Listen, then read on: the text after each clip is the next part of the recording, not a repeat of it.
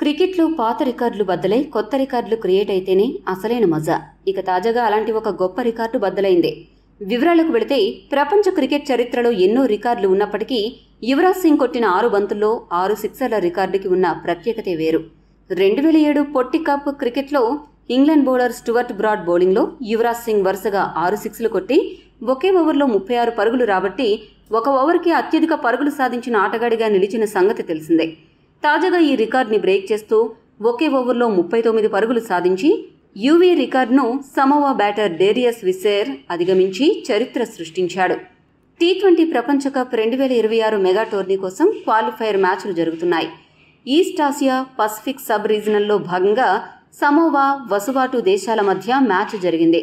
ఈ క్రమంలో Samoa batter Darius విస్సేర్ ఈ అరుదైన ఘనత సాధించాడు. ఈ క్రమంలో 6 సిక్స్లు బాదిన వీరుల జాబితాలో చేరాడు. కానీ ఈ 6 సిక్సర్లు వరుసగా మాత్రం కొట్టలేదు. అయితే ఒకే ఓవర్లో 39 పరుగులు మాత్రం రాబట్టాడు. సమోవా ఇన్నింగ్స్లోని 15వ ఓవర్లో బ్యాటర్ డేరియస్ విస్సేర్ 6 సిక్స్లు దాటడంతో పాటు అదనంగా నోబాల్స్ కూడా పడ్డంతో ఒకే ఓవర్లో ఎక్కువ పరుగులు నమోదయ్యాయి.